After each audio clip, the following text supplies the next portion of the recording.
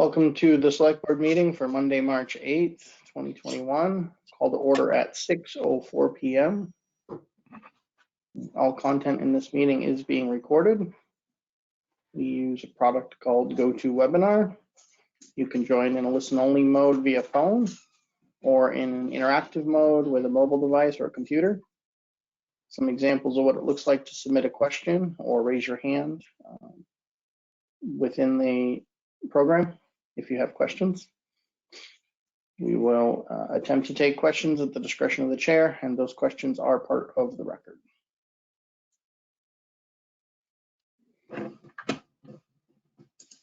First topic on the agenda tonight is discussion regarding town response to COVID-19. I believe there has been some updates, at least from the CDC. I don't know if there's anything from the governor today. Brian, can you bring us up to speed? I have yet to see a formal executive order issued by the governor, but we keep checking every day. Based on what we received about a week and a half ago, we anticipate if case counts continue to decline, that we should see a new formal update preparing for March 22nd. So we'll continue to monitor that every day. Earlier today, the CDC posted guidelines for individuals who have been fully vaccinated with a definition of what that means. It's at least two or more weeks after being fully vaccinated, depending on the vaccine you receive. So some require 2 doses, some require 1 dose.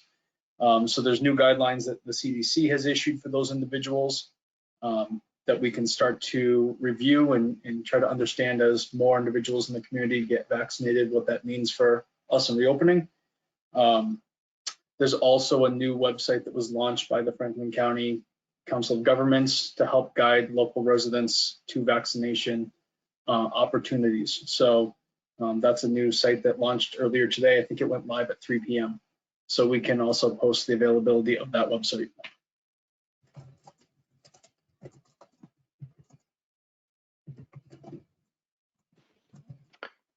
Any questions on that one?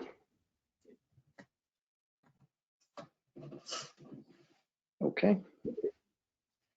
I think from there we're going to move into discussion regarding the chief of police position search and a potential appointment.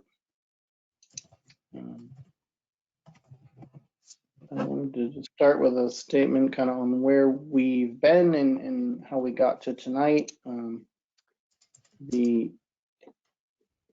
There's been some questions, from the public and different people at different stages about how this process is and how we've gotten here. So I just kind of wanted to bring everyone up to speed now that we're here. We didn't talk too much about that in some of the last meetings. So to recap the process, the select board has followed to date on the chief of police search.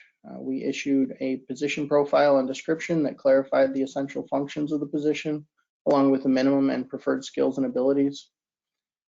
Preliminary screening committee was then formed to review the candidates' application materials and conduct preliminary interviews. Based on a review of the application materials and the performance during those pre-screening interviews, the screening committee made a recommendation to the select board to consider 2 finalists for the position. Then based on that recommendation, the select board reviewed the application materials of the finalists and conducted our own public interviews at the last meeting. And the board members are now prepared to deliberate on the basis of the application materials received and consideration of the interview performances from last week. I'd like to start, before we deliberate, by thanking the applicants for their interest in the chief of police position. I especially want to thank them both for participating in the public interview process. It is not easy, and I don't think I'd want to be in their seat or any of the other public interview processes. They are difficult, so thank you both for that.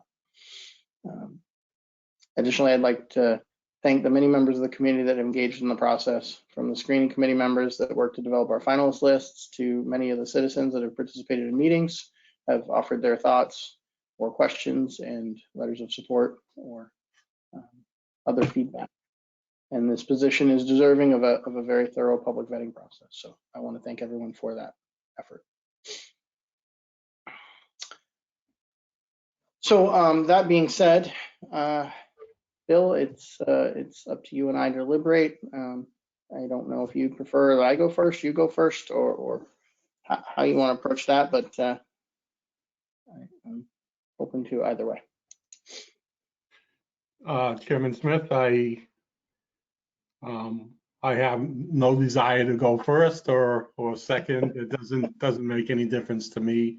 I'm going to leave that up to you. I do have a statement that I at some point would like to read, and at the end of that statement, a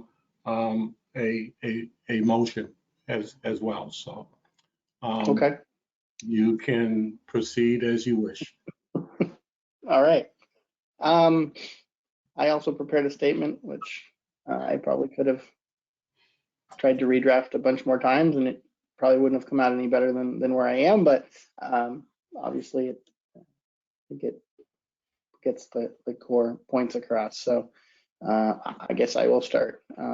So again, I want to thank everyone who was part of this process, the screening committee, the Collins Institute, and especially the candidates. Both the candidates bring strengths and areas for improvement, which makes this a challenging decision to make. In reviewing both their resumes, both bring experience as patrol officers, sergeants, and leadership training specific to law enforcement. During the interview round, I focused on how the candidates' responses aligned with the town of Irving and its community's values and vision. On reviewing that and spending, a lot of time this week looking at those materials as well as reviewing the responses from both candidates, this is some of the areas that I would summarize that brought me to my decision. During Sergeant Rice's interview, some of the responses that we received lacked fully developed answers, even after being asked follow-up questions. This at times left me unsure if Sergeant Rice knew the direction that he would lead the Irving Police Department in. His response to questions on issues of diversity, equity, and inclusion left me unsure of whether Sergeant Rice believed that this is just a required training topic or a serious problem in the country that all police departments and their officers are responsible for improving. When the topic of body cameras was discussed, Sergeant Rice's response to the use of them was that it led officers to feel like they are in a nanny state, and there had to be clear policy on when they would and wouldn't be used. In discussing complaints from the community, he referenced that they are often frivolous, which gave me pause as to whether Sergeant Rice would further the core values of the Irving Police Department and its progressive and forward-thinking approach to policing. On the topic of training, Sergeant Rice has extensive experience in training, both giving and on how it can further a department. And his educational background is very strong. During Sergeant Holst's interview, there were some very clearly developed responses that left no doubt in my mind where Sergeant Holst would take our department under his leadership. The clearest of those was the idea of community policing, and how that was core to the police department's vision and his vision of a successful department, both from the first question through to the last. Sergeant Holst identified the current mission statement was lacking in key areas such as diversity and inclusion, and how all of us have both conscious and unconscious bias, and we must understand that and continuously train on that to effectively provide bias-free professional policing. His responses about the importance of community feedback, taking complaints seriously and thoroughly investigating them, even if the result was simply to educate the complainant of the specific laws at play. He also spoke to how cameras are an essential tool for all situations, including training and complaints, and are well aligned with continuing the Irving Police Department's excellent reputation and respect in the community.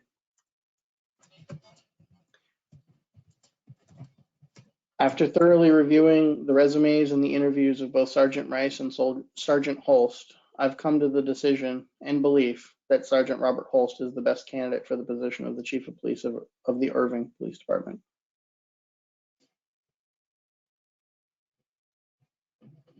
With that, the floor is yours, Bill.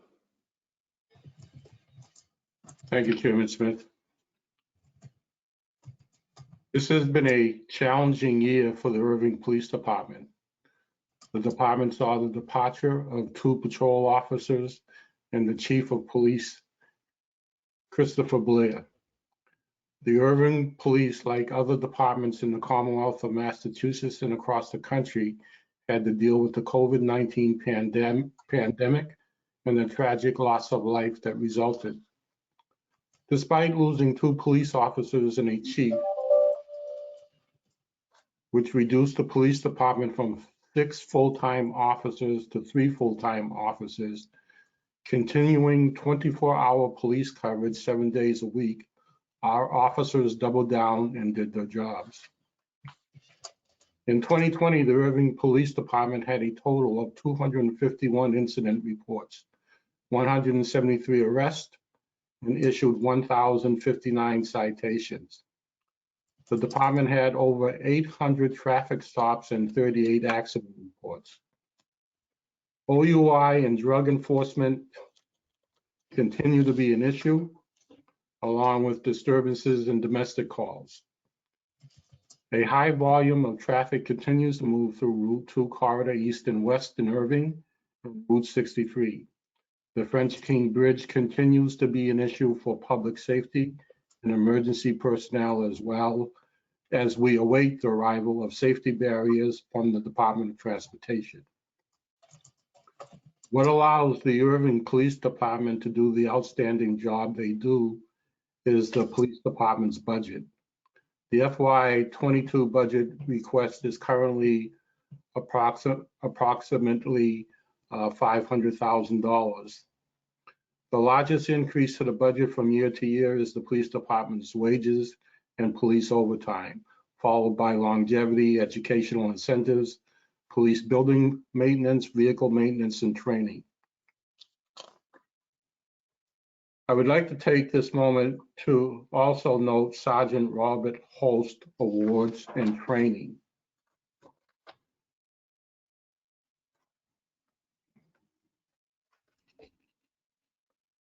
Sergeant Holst served in the United States Army, 82nd Airborne. He was a soldier first and a sergeant second.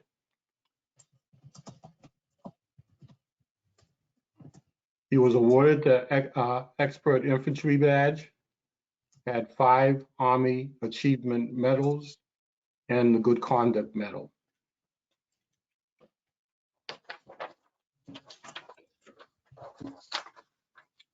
Sergeant Holst served in an airborne infantry unit and was deployed overseas twice on peacekeeping missions.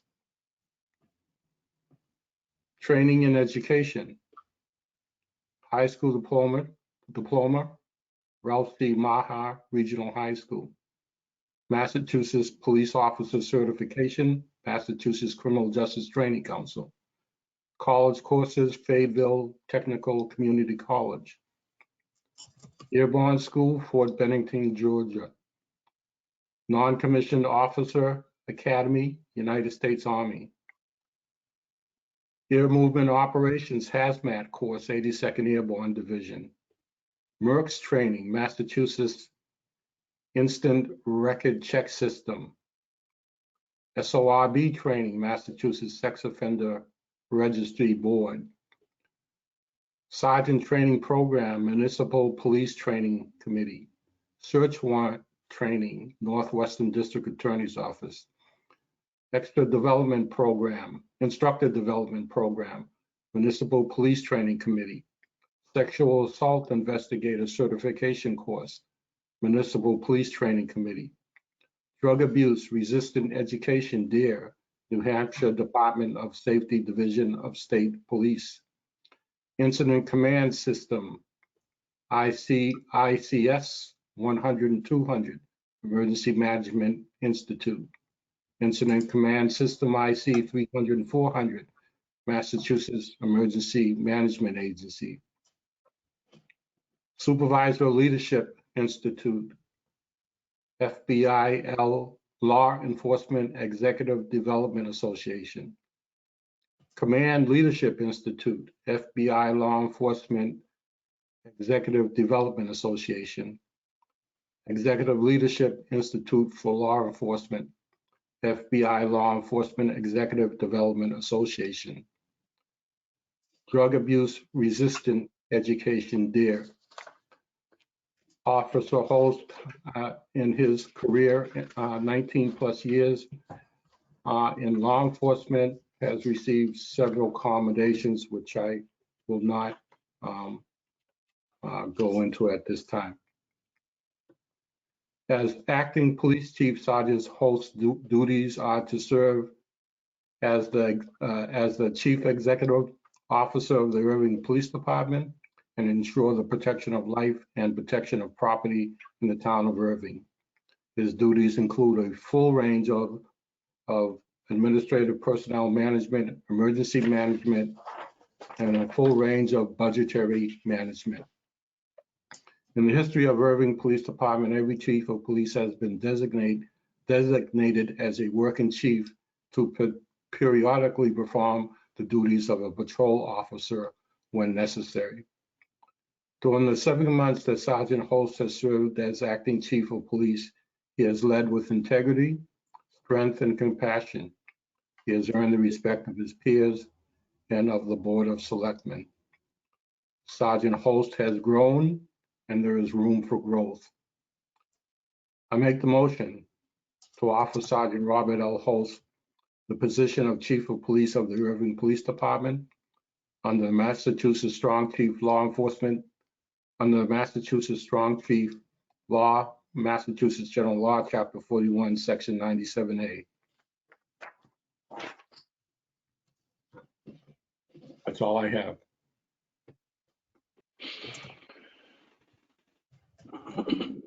Well, it sounds like we are in agreement on the direction we feel is best for the town based on the process we went through and the assessment of the interviews and the resumes. That being said, I appreciate the motion. I think there's some specific language because this is a contracted position that we need to use to properly cover all of those legalities, I guess, for lack of a better term. So if you don't mind retracting your motion, or we can put up the draft language that we should use, whichever way. I can either read it or if you'd like to. I will retract my motion. Okay. I will make the motion to appoint Robert Holst to the position of Chief of Police with a 6-month probationary period pending a pre-employment query check, physical exam, and psychological exam, and pending successful contract negotiations with a start date on or before March 1st.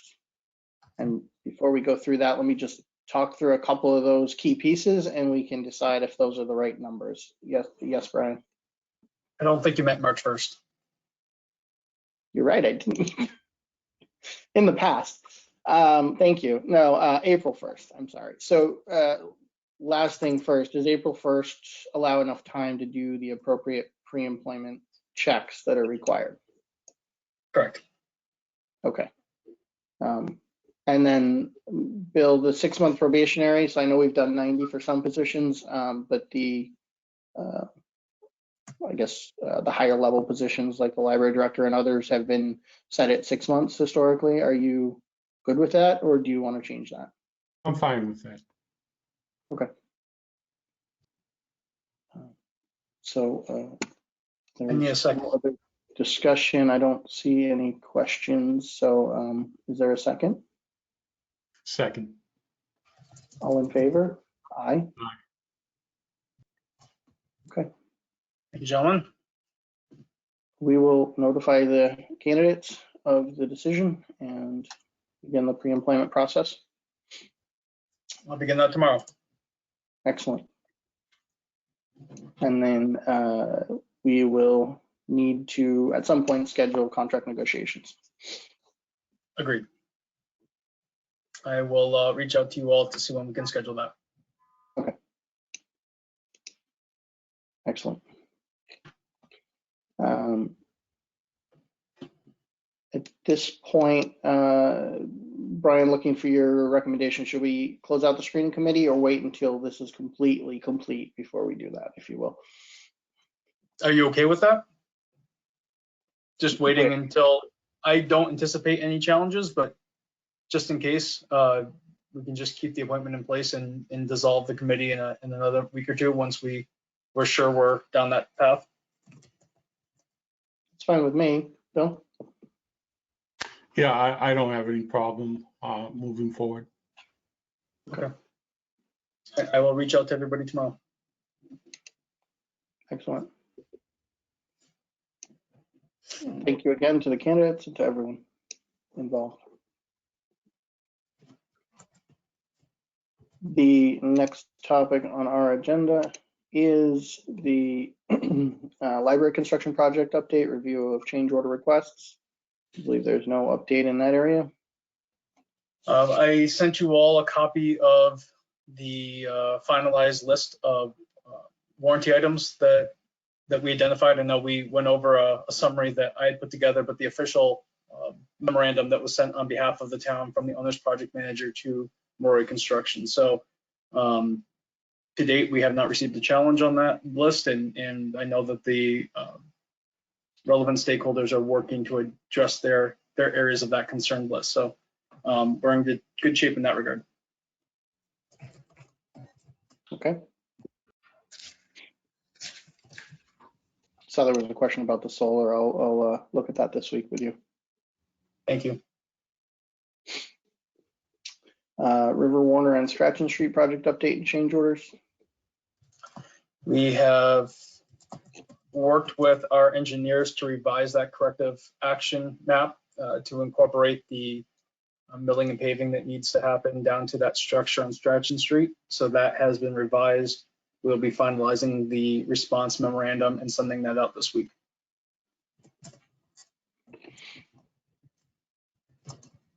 Okay. Discussion regarding the POTW number 2 sludge dryer project. So I sent you all a memorandum, just sort of giving you an update of where we are. Mariah and I had a meeting with the president of Irving Industries last week. It was confirmed that they are no longer in need of the borrowing authority that the town had secured back in October. I know that we've already drafted an STM article to rescind that authority, but it's been confirmed again that that is no longer needed.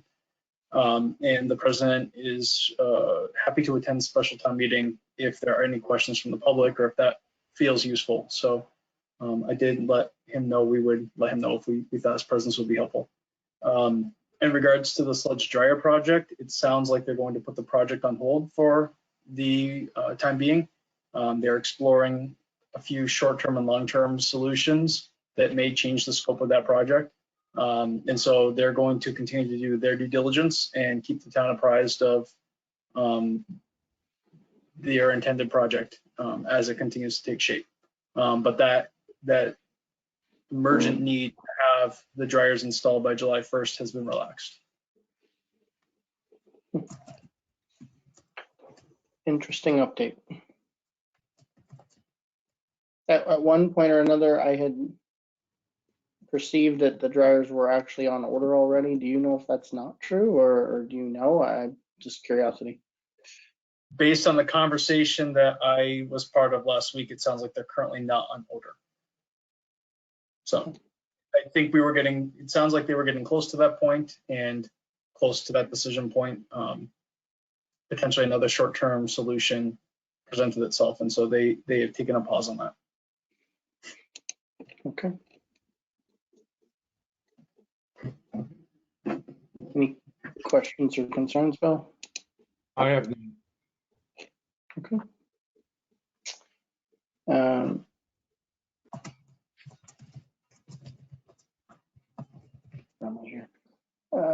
I know that Pete has joined us for a couple specific things, so I'm going to jump down from here to the last item, which is discussion regarding Route 2 pump station sewer line repair project. And Pete, I think you are still with us here. There he is. Hello, sir. Welcome. Right.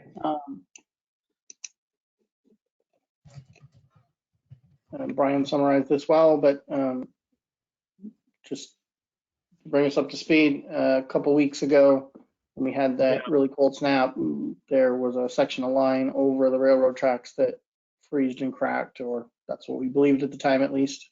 And initially had expected that repair would be less than $10,000, probably in the range of $5,000 to just repair that joint in a very small section of pipe around that joint where the failure occurred. And in the interim, I believe we've been having the wet well pumped on a regular frequency to avoid that line actually being used to move solids or sludge. So upon further inspection, that has become much more involved, I guess I'll say, and lengthy than we originally expected. So I'll let you take it from there, Pete. That's kind of where we were last time we spoke, which was a relatively minor break fix repair, which has now become something large. Yeah, that's correct. When the contractor went up there to inspect the pipe and thawed out a section of it, part of it sprang and came back loose, and we've noticed when that happened that there were other sections that have been compromised. They've come apart. The couplers were all rusted up. It just age, I guess. And apparently, according to the contractor, what probably happened was we did develop a leak. You couldn't see it because it was insulated and it's wrapped with like a galvanized metal wrap. And it basically started to freeze, and then it blew it apart. Then the whole section of the line froze. And after someone thawed, then, like I said, they realized there was more damage.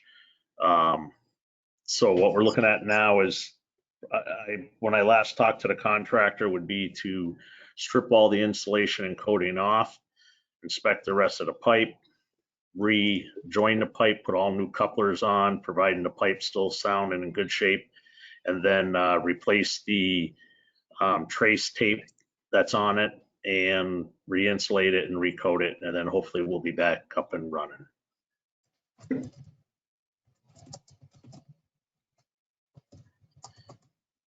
And in the process, like you had mentioned, that we do have a contractor coming in and sucking out the wet well and then delivering it to POTW number 2.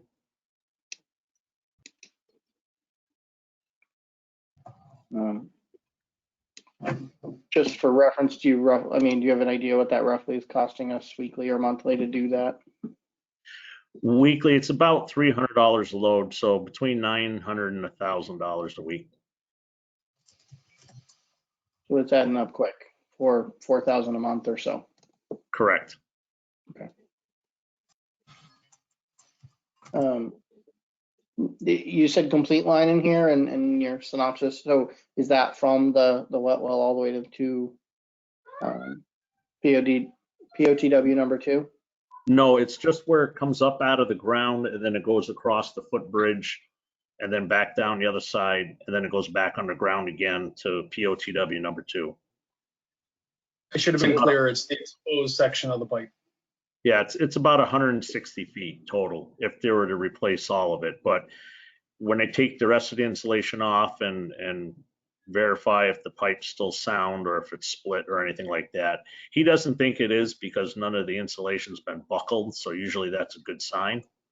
I guess we really won't know till they take off the rest of the insulation and inspect it. So this is an estimate of worst case, which is basically below ground, where it starts below ground to where it ends below ground. Correct. The above grade portions, if you will. Exactly. Okay. And I see we say T&M in here because we're only going to repair what needs repair once we've basically stripped and seen the whole thing. Correct.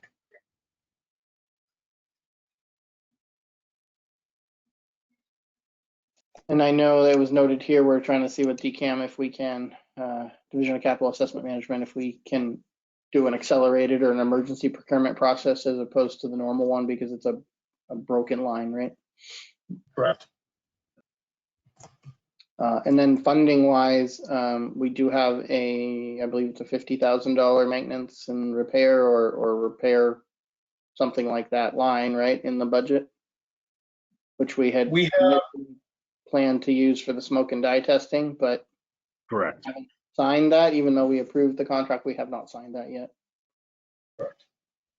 So we could delay the full execution of that agreement by just a matter of months until after the annual town meeting, assuming we could put a smoke and dye test warrant article on the warrant, and in the meantime, do this emergency repair. Questions, Bill? Pete, this pipeline has a heater element to it as well? Yeah, there's a heat trace on it. It's a wire that runs on the underside of the pipe. Yep. We never knew it was there. It wasn't plugged in. We've never had a problem with it since I've been with the town. I think the pipe probably would never freeze because of the temperature of the sewage being pumped over. I don't know why that was originally put there. The cause of the freezing was because the coupler rotted. It started to leak. So, I mean, my recommendations is even if they expose all the pipe, and if the pipe's still in good condition, I would still recommend that we replace the couplers. The cost of those, they're about $30 a piece. There's probably maybe probably about a dozen couplers on that line. So your recommendation is that barring what we have left of winter, if it's opened up, you don't anticipate it freezing and breaking or any need for some type of heating system to put us past the winter and into summer? Well, I'd spoke with Brian. I actually brought Brian up to the site today to show him. I would recommend if the heat trace is there going forward, they don't draw a lot of electricity. I would say we could do something with that. I mentioned to Brian, like when we put it on a work order, so when we turn off the UV system, say in November 1st, at that same time, we would go up there and turn on the heat trace and leave it on until April 1st. So that way there would be no chance of it freezing. Like I said earlier, I believe the freeze, and the contractor does too, is because the coupling had that not go, it wouldn't have froze. Okay. Just one more piece to that. We're going to have to run a new electrical service. There is a utility pole about 20 feet from this location, Right. but there's no current meter or outlet for us to power this with. So we would have to work with National Grid and an electrician to finally install a service for this device.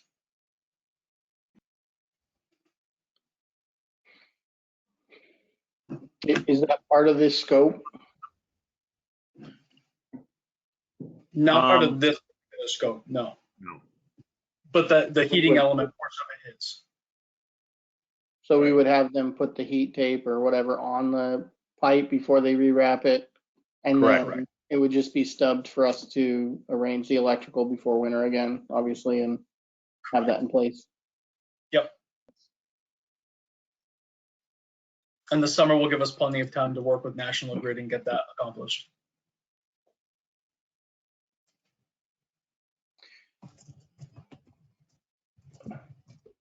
Just based on what you said, Pete, it sounds like so they're going to have to expose all the pipe. We're going to have to re-insulate all the pipe because they're going to probably damage it when they expose it, right? Correct. They said the insulation is probably, I guess that has a lifespan. The insulation that's in there now, it's very brittly and dried up. So that, having new insulation on it will also make a huge difference. So obviously that would be replaced, which would be a good thing. And then you said your recommendation would be to replace all the couplings regardless of whether the rest of the pipe is compromised or not? I would, if you have them exposed and are already rusting up, I mean, for $30 a pop, $35 a pop was the quote that the guy gave me. You know, you probably got maybe a dozen, probably not even that. You might as well replace them. I would. It just leads me to the last part of my question, was just to understand. So assuming there's only a small portion of compromised pipe and we replace all these couplings, I'm gathering the worst case is that they just have to cut a little bit of pipe where the coupling was if it's eroding or something, and then because it's stainless steel, most of that pipe should be fine, just a new coupling and maybe a section or two here and there. Is that? We assumed it was stainless steel, but the contractor now believes it's just steel. So the price they quoted us was steel. If where the coupling broke, the first where it's separated, if the pipe is damaged or if it's not, they can still use it. But if the pipe's damaged, they're like 15, 16 foot long sections. So they would just take that whole section out, put in a brand new one. New coupler on each end, heat trace it, wrap it, and you're done. I guess I just asked because if we take off all the couplings, is there a chance if the couplings are eroding that all the pipe goes at that point and we're leaning towards the whole thing, or not? Just to know. What we exposed so far of the pipe, to me, it looks like it's in great shape. It's the couplers that went bad. Okay. So, Pete, my next question is, do you have a estimated time to complete the job from start to finish? The contractor said it would only take a few days. He said probably like around 2 days, as long as, there isn't any problems. And the other thing would be obviously to, make sure everything's fine with the railroad. We'll run everything by them also. We do have a gentleman in contact with them to let them know what's going on. So depending on when we sign everything or get the green light to go, depending on what the railroad may ask of us, that would be the only thing that would slow us up. I should be able to have an answer to all of you about whether or not DCAM has approved us for an emergency procurement. And whether or not, or if we have to do a full public procurement process. I should have all of that in the recommendation for you for next Monday. So we should be able to move forward. So can you just describe the difference, like the short version of emergency versus not in time, and what that means? I mean, obviously regular procurement is putting out an RFP or an IFP or something of that sort, right? Yep, we would do an IFB under normal procurement. You have a mandatory advertisement process, local paper, combis, central register. You would take closed bids and we would have a public opening and then you would do an award. That process in and of itself on the shortest time frame is 3 to 4 weeks. The emergency procurement process has to be predicated obviously on an emergent situation that you really can't justify the full process, but you still have to demonstrate what parts of the competitive process or the public process you can still comply with.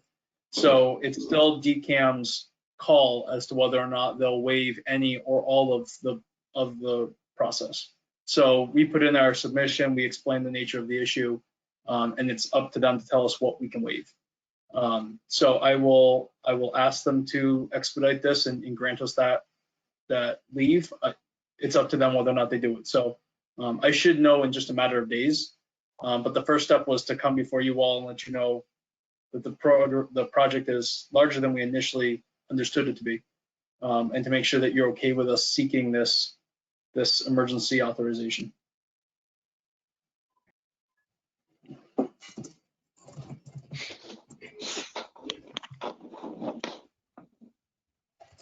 Bill, are you good with that proposal heading in that direction and delaying the smoke and dye testing and putting it on a warrant article instead?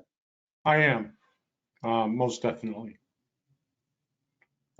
Pete, my other question to you is just, if we're talking carrying costs of $4,000 a month, give or take, to do, in the interim, do we have the 10 or 15,000 that we probably need until this is repaired? I mean, if I had to speculate, we're a couple months probably, right, of this before it's totally done, pending. to have our contractor haul it to POTW2? Yeah. Yeah, I believe we have the money there. I have some in a sludge disposal line item. Obviously, the sooner the better, but just to know. Correct. Okay, Brian, so you'll have better details on what procurement's gonna have to be, and that'll help us with timeline next week. Correct. Yep. We need to draft a smoke and dine article for the town meeting. Sure. At this point, I believe that's gonna need to come out of retained earnings because we are pretty much tapped on funding. Agreed. And we should, Pete, if you want to let, or Brian, let Ty and Bond know that we'll be delaying that project because of this project. Because I know they had been planning to start that planning work. Obviously, it probably wouldn't have began until close to summer anyway, so.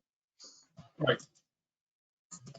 Okay, we'll get to work on that and have an update for next week. Great. Thank you.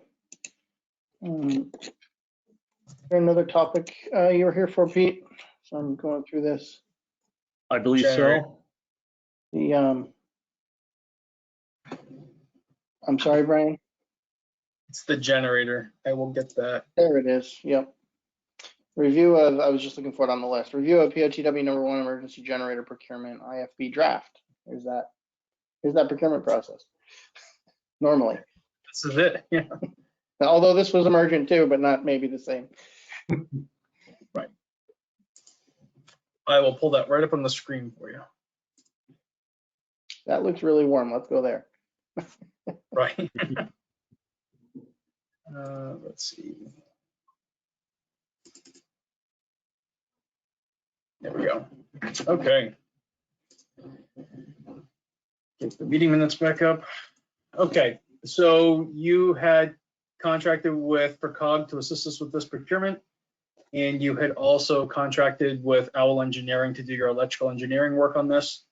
So the engineer has been working, her name is Judith, has been working with Peter over the last 2-3 weeks to sort of pull together all of these plans and finalize the specifications. Andrea Woods is the chief procurement officer, and she has assembled this bid package.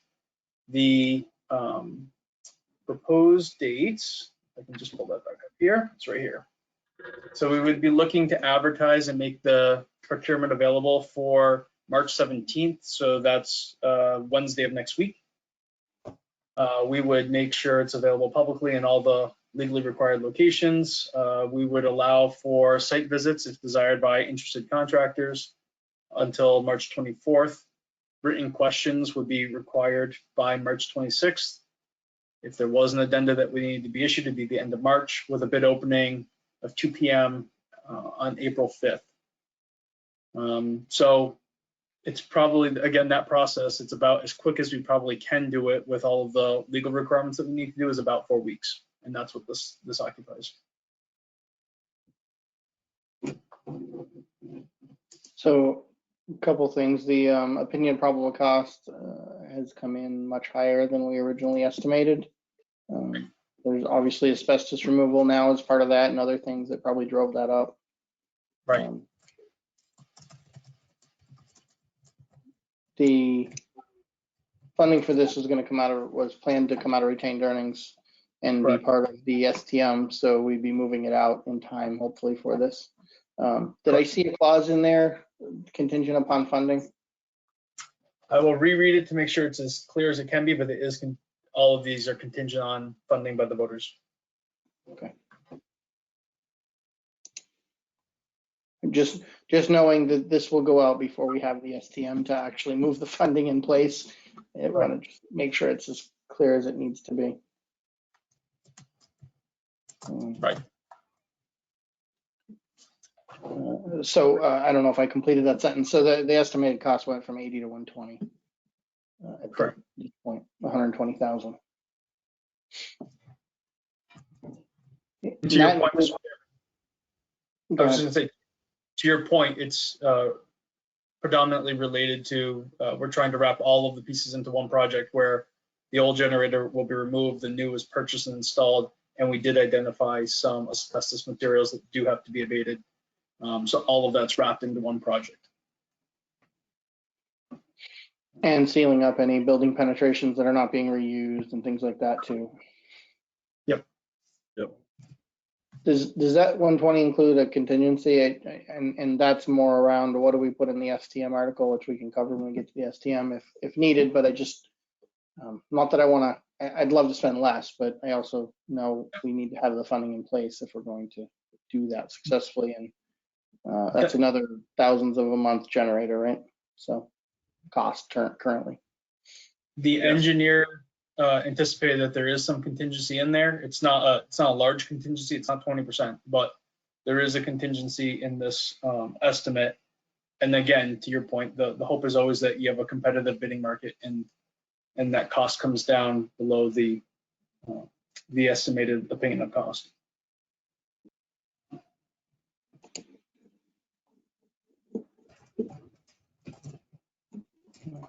Any questions or concerns about the IFB in general? I have a couple of questions for Pete. Sure. Is the generator beyond repair? Yeah, could it be surplus? For scrap, Okay. for parts, I mean, the internal damage, it's pretty bad. I mean, the guy took an estimate of the sleeves are gone, and it's being the age of the generator and the wear and tear on it. They said really it isn't, it's not viable to repair and get running again. Okay. And how many generators do we have about town? And is this the last of generators that we should be concerned about? We have a total of 10, and this is probably the oldest one.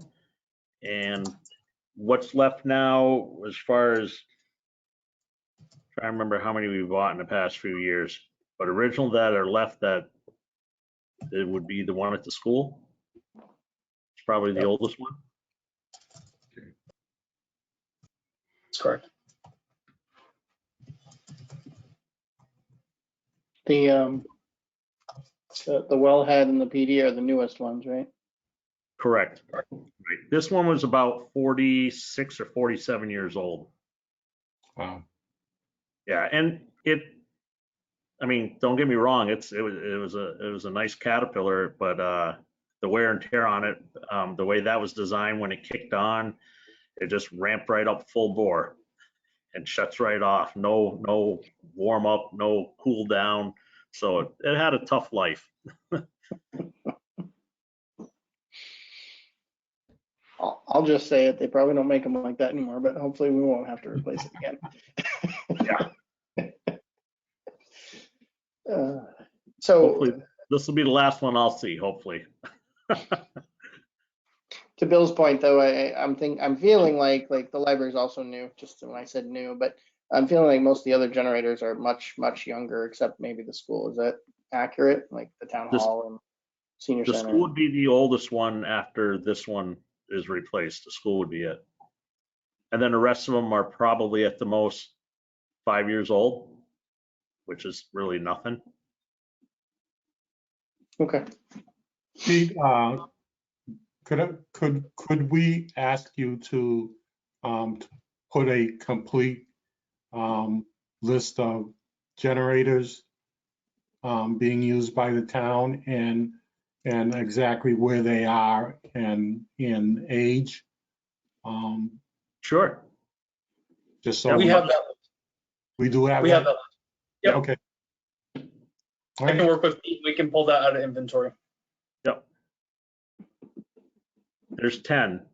I know that. And the bulk of them now, if say this one was to be replaced with a Generac, then we'll probably have, I believe it's 7 or 8 Generacs. And then the one at the new library is I think it's a Cummings.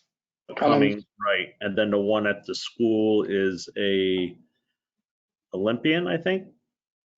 Sounds right. Yep. Yeah, we can get that list for you, sir. Yep. Other questions or comments? None.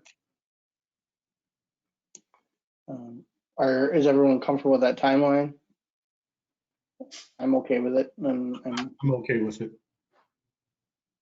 okay. And then if I saw that right, it's 16 weeks after award to install. Yeah. And we did include some damages for days. I should back up.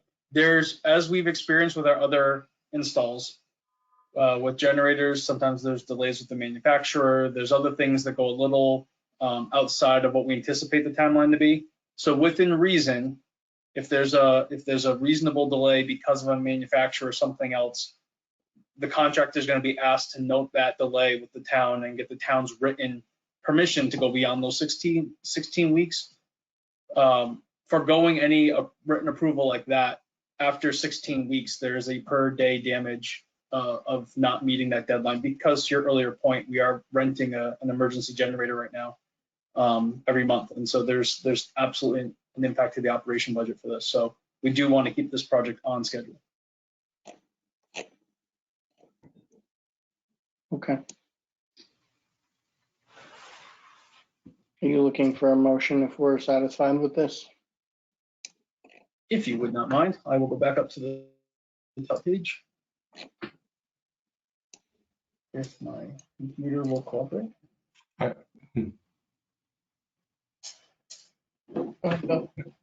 thought I saw a motion.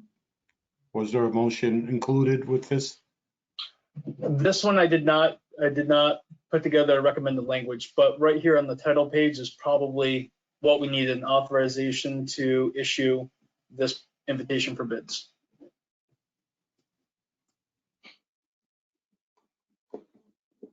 I make a motion, we approve the invitation for bids for supply and install generator IFB 2021-0405. I will second. Oh. All in favor? Aye. Thank you, gentlemen. We will get that going tomorrow. Excellent. Thank you. Pete, I believe that was the last one you were here for. Is that correct? Yeah, I believe so. Okay. Thank you for joining us. Oh, thank you, gentlemen. You're welcome to stay on if you like. I think you know that answer. Enjoy your evening. Thank you, sir. You as well. Good night, Pete. Night. Bouncing around, we'll jump back up to where we left off. Review FY 2022 budget requests and revenue review. I think you tabled that till next week when you re-meet with the FinCom. Correct. I think the only thing to add to that is going to be that new smoke and die article for the annual for the ATM. Yeah, I'll have a draft of your annual town meeting for next week as well. Okay. Discussion regarding Church Street Bridge and traffic plan. So we are still waiting for the official notice from MassDOT. Selectman Benberry asked if I could request MassDOT to email me a copy of it. I made that request and they respectfully declined. So I still don't have the official notice, but in the meantime, we have executed the agreement with Weston and Sampson. So they are ready and able to put together this draft traffic plan as soon as we get that letter. So we're just in a holding pattern until we hear from MassDOT. We checked again this weekend and this morning, and we still have not received it. So. Okay. You know, I'm going to end up asking the question that if it was so pressing that they couldn't send a letter quickly, then why is it so pressing we take action in 2 weeks? But I hear you. Save that question until we have a letter in hand.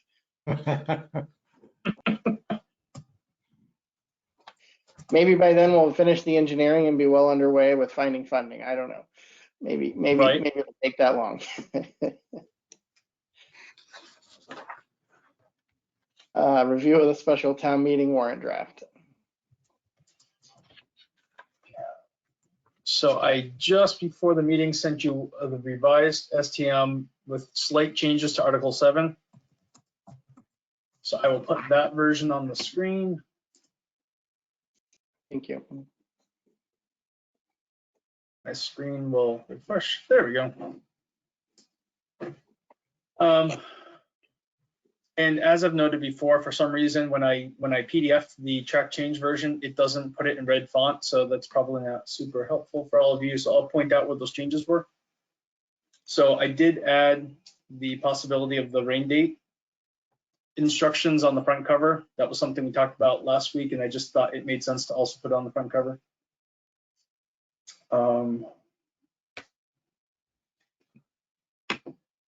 In Article 2, there was the addition of one word, the word "and," between designing and purchasing. I did put in and record the FinCom votes throughout the document from last week, so that is in here as well. On the article for the emergency generator replacement, as the chairman noted, on Article 5, with the new opinion of probable cost being at $120,000, I did edit both the written amount as well as the numerical amount to reflect that recommended change in both the article language as well as the article information, assuming you both are in support of that. In terms of Article 6, that's your borrowing authority. You had asked me to add a sentence in here just giving a little more context about why we're rescinding. So I added the highlighted sentences right here, just to state that the application to the state revolving loan fund was unsuccessful, and that Irving Industries has confirmed that there is not currently it is not currently feasible to use the town's borrowing authority for the project. Hopefully that captures what you wanted to communicate to the voters. Yeah. And then, okay, and then Article 7, as I noted right before the meeting, council gave me just a little feedback. So the main changes were the word "deed" was added here. It was specific that the property is being taken from the former Irving School District or its successor in title, which we do believe to be the town of Irving. And then we just added a notation that there is a building thereon. So those were the substantive changes that occurred to that article. And then the only other thing that I sent you this weekend were some examples from some of your peer communities. Again, a thank you to Katie Nolan for some of her information from the moderators listserv, as well as our colleagues in the town of Orange for sharing their experience with drive-in town meetings for our consideration.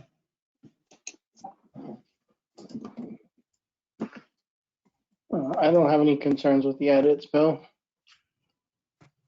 I don't as well. In terms of planning, I did review some of that information about the different town meeting or special town meeting styles that have been out there with kind of drive in, drive up, I don't know, versions, some very interesting anecdotal stories there, which were great to read. But and how Mother Nature likes to help us along in these things. But I guess that being said, my thoughts were, you know, it's probably the best option this time of year, you know, knowing we were probably doing it right around the end of the month and it's going to still be kind of chilly, although this week's going to be warm, I guess. Where do we think we have a venue with the right amount of parking? Do we think that's feasible? You know, sound, it sounded like there were some options where mics were run somewhere, or we just set up mic stands and people could come up to them, you know, between, which may work better. I guess Brian or Bill, if you had other thoughts about it, but I think that may be our best choice. I don't think we're quite at the point of having an indoor venue for this, and I don't know that we can count on it being warm enough at that point to do a tent. Correct. Yeah, I think the ground may still be frozen. So Are we thinking on the lines of a drive-in type special town meeting? I think so. That's what I was thinking. It seems to have worked. Well, I think the Irving Elementary School still kind of fits that. There's plenty of parking there, as well as electrical use and.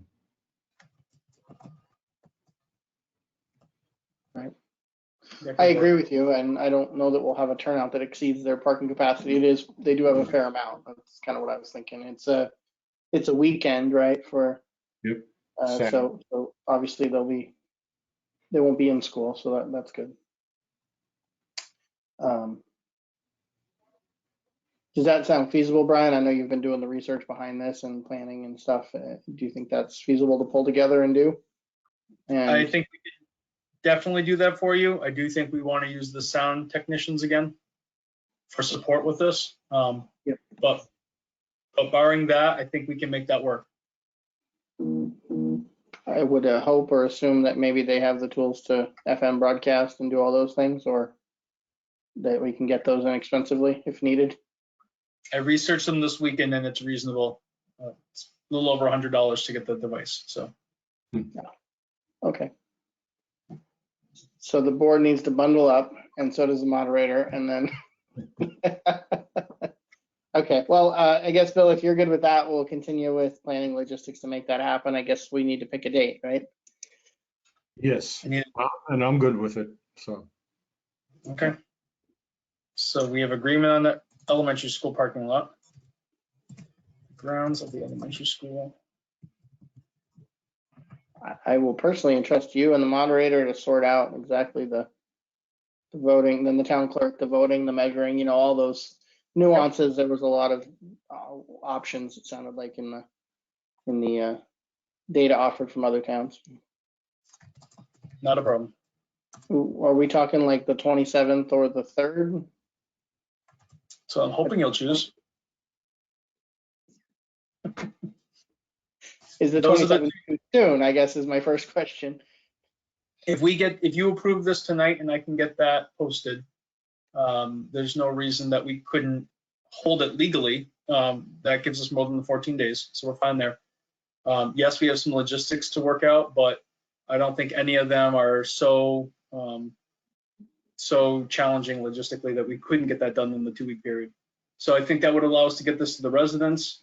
We've already proactively ordered all the materials to print these warrants off and get them in the mail, so we can get that done by the end of the week as well. So yeah, no, I think we could get this done for you. So I suppose if we choose the 27th, the only question mark would be if the sound team wasn't available and we had to reschedule for that, right? Right. Okay. Well, Bill, do you have any preference? March 27th sounds fine. Okay. I'll move that we approve the special town meeting warrant and hold said meeting on March 27th at 10 a.m. in the parking lot of the Irving Elementary School, and set a rain date. Did the moderator indicate availability on a rain date or no? I think he suggested the fall, if you chose the 27th, maybe the following Saturday, the 3rd. Okay. That would work. I'm fine with that. Yep.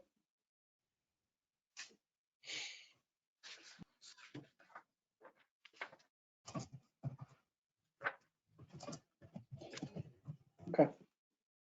Is there a second? Second, sorry. All good. All in favor? Aye. So we just. Gentlemen, we will get this. All right. I will have it ready for you tomorrow to sign, and I will contact the constables and we'll get that posted as well. Okay.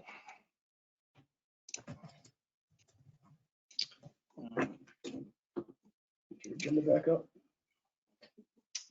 Next topic was review of the Complete Streets Engineering Services proposal.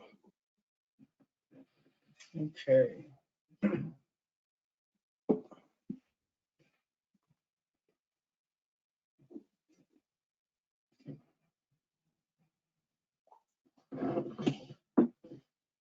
Go.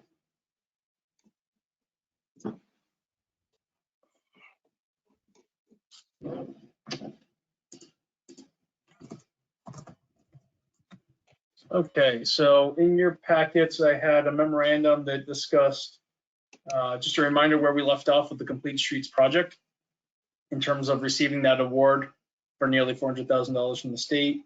The focus is on Park Street Central, Pratt and Gunn to do the sidewalk and ADA improvements.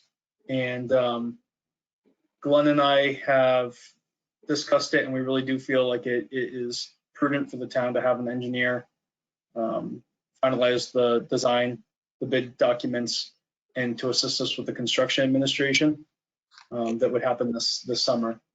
So the proposal that we have had, and I know that it's been in your packet in past meetings, so hopefully it felt familiar. The proposals from Weston and Sampson, and the cost is $67,200. We do have sufficient funds available in the Chapter 90 account from MassDOT. And I've checked in with Glenn. He thinks that that's an appropriate use of those funds. And we've confirmed with MassDOT that Weston and Sampson is a pre-approved vendor for the use of Chapter 90 funds. So our recommendation, if you are all in support of it, would be the two motions that I drafted. One is just to authorize us to even apply to MassDOT to use the funds for this purpose. And that's typically a form that both Glenn, myself, and Deb Merrill work on to certify and submit. And then the second would be an approval, assuming MassDOT signs off, and they usually do so in short order, then to engage Weston and Sampson for engineering services. Go ahead, Bill. I make a motion to authorize Glenn McGorry and Brian Smith and Deborah Merrill to submit a Chapter 90 project application to the Massachusetts Department of Transportation in the amount of $67,200 for engineering work related to the repair and replacement of sidewalks on Park Street, Central Street, Pratt Street, and Gunn Street. I will second. Any other discussion?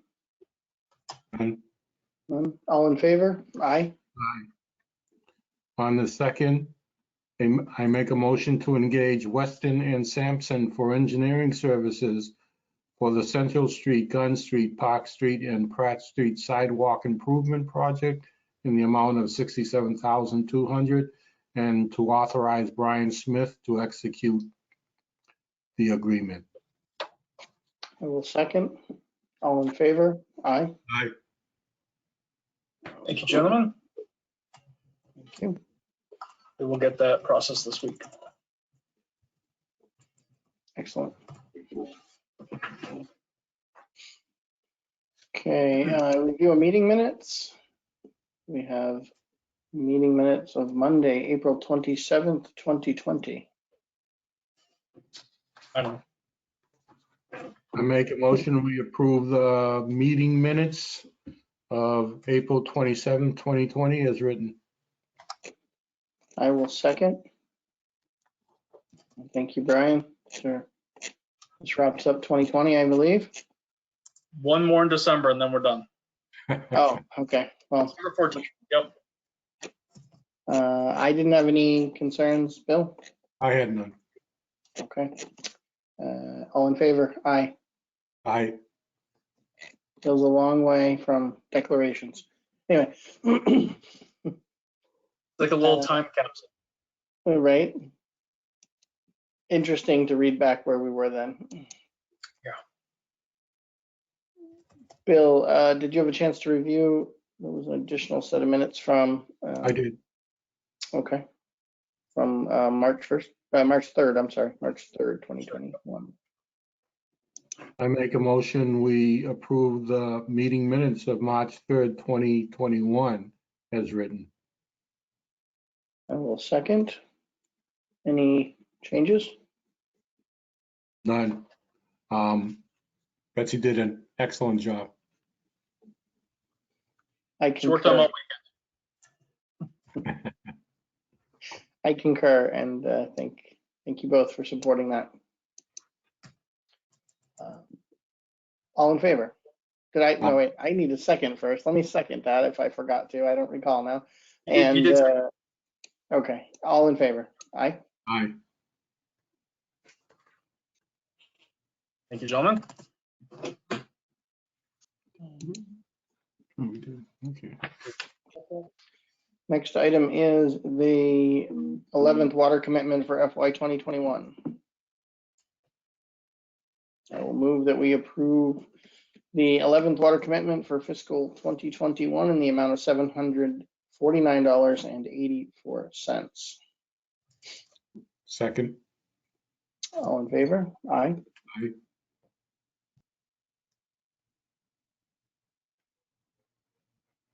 And then we have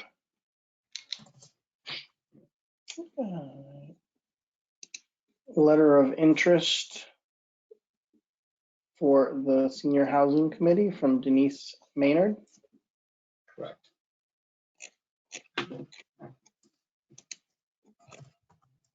I make a motion to appoint Denise Maynard as a member of the Senior Housing Committee with a term ending in June 30th, 2021. I will second. All in favor? Aye. Thank you.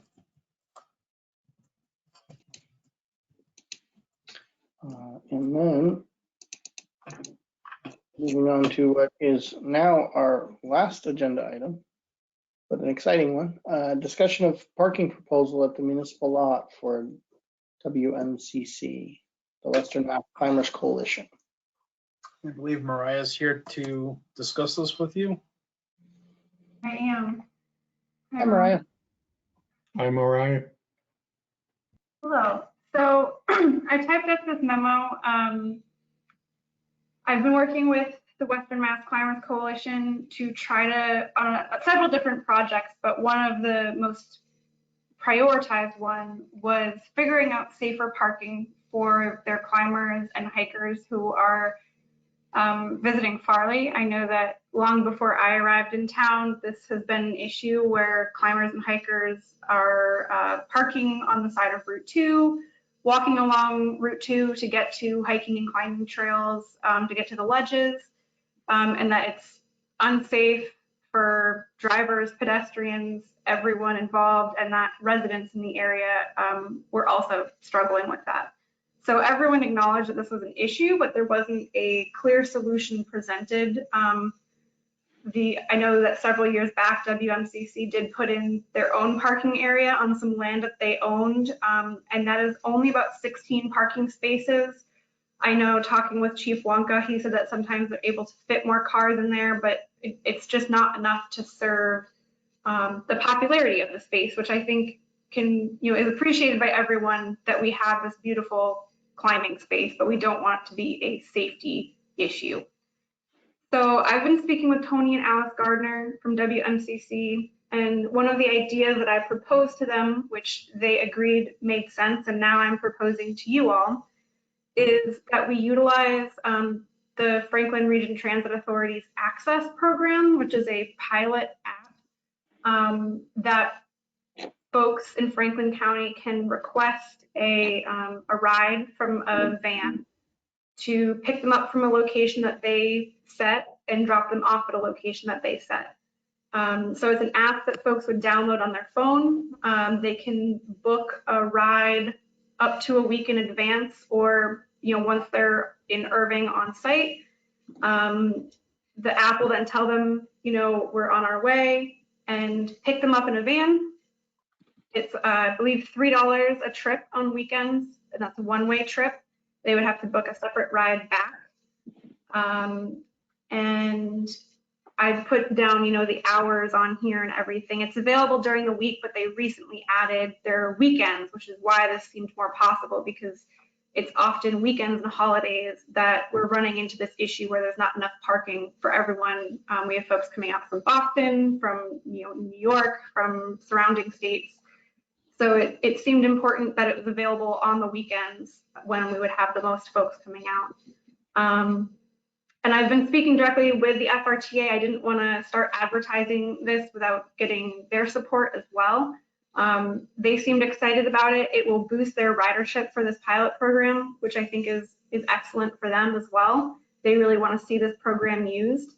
We would encourage people to park in the Irving municipal lot and use this app to schedule a ride to pick them up from the Irving municipal lot in Irving Center to bring them to the Farley Ledges. There's enough room for their vans to turn around there, which is great. And then they could schedule a ride back to the Irving Center lot. It is cash only, so folks would have to, however we advertise this, I'm imagining it would be on Facebook, on our website, on WMCC's website, and perhaps some signage at the lot. We would just have to let folks know that they would need change, they would need cash to give to the bus driver. It's put into a locked box and they don't have change. So if they don't have exact change, they'll get what's called like a change card. So I did speak with the new owners of the Pocket Saver just to run this by them since they are the closest business to the municipal lot, asking if they had any concerns, because my thought is, I know, when I'm a tourist somewhere, if I don't have cash, I go to the closest business and I use my debit card and I get cash back, or I go to an ATM. So I didn't want to send people their way without first running it by them, and they didn't have any concerns. Obviously, if people are going to their business to buy something and get cash back, that's a good thing for them. And they are, prior to this, they had already been considering putting in an ATM. So they were already entertaining that. So they didn't have any concerns about that. The FRTA was excited. One thing that I do see as a potential issue is just that we have the EV charger installation planned for this site in the summer, late spring, early summer. I don't know how much that's going to affect this. I don't think we're going to know how much this is used until it actually starts. I know WMCC is running it by their board, I believe either this week or next when they have their regularly scheduled meeting. And I let them know that I was going to run it by you. But then if everyone is on board, we can start advertising it now. Folks aren't probably going to start climbing until everything thaws out. But that will at least get the word out. And WMCC has a lot of followers to like their e-blast newsletters. So they would be able to get the word out to folks who are signed up for that.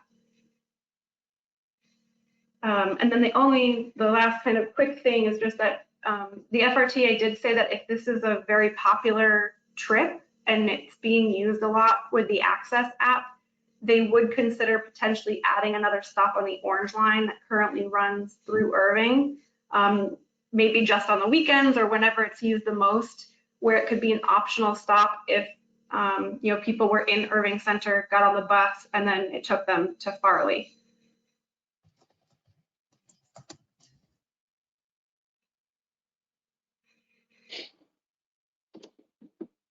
Questions, comments, concerns? Good job. Thank you. It's exciting when I read this. If it works, it's going to be great.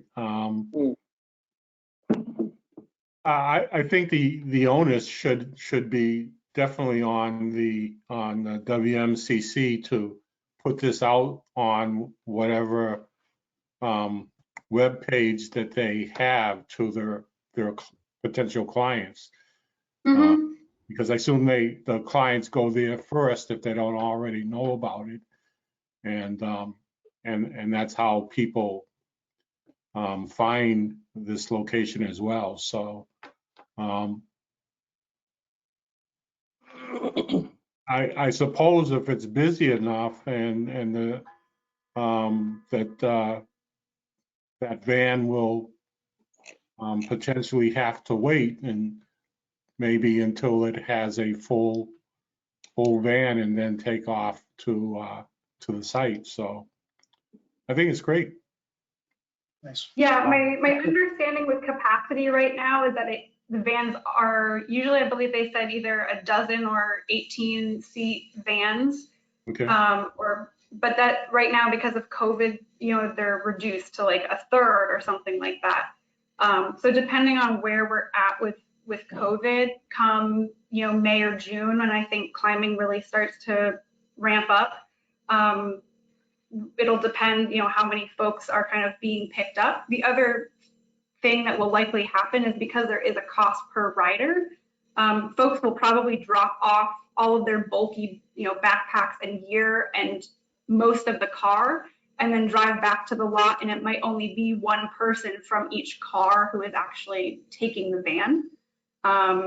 So I'm not sure how many physical people will be in there, but it'll be interesting to see. And I'm also going to ask the FRTA how they track numbers so that we can have some data to see, how popular is this? When is it most popular?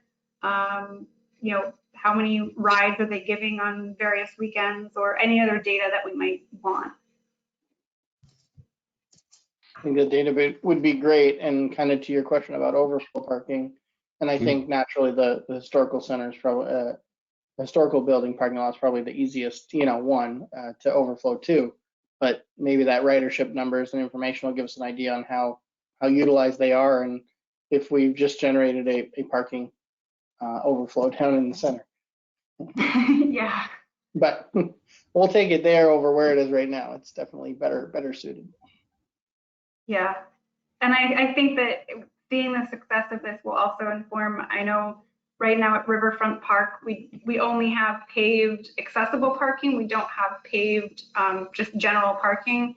And I imagine that we'll probably want some of that in the future, even if it's not paved, just having designated parking.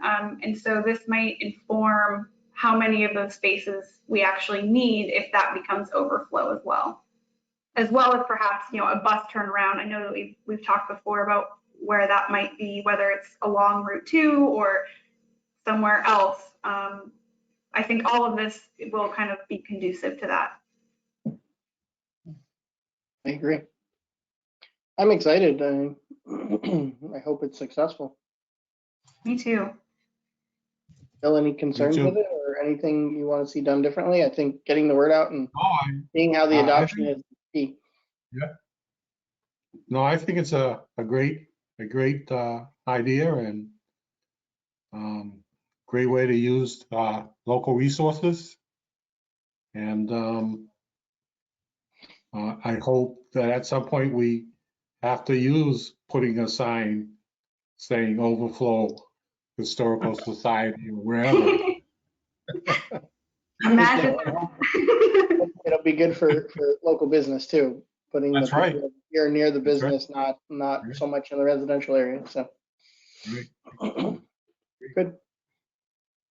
So I don't think you need anything formal from us, Mariah, other than I echo what Bill said. This is exciting and great job and great ideas to bring this as a plan. And it seems like everything came together at the right time with what the FRTA is doing with their new app and everything too. So yeah, I'm crossing my fingers that it works as well as it came together.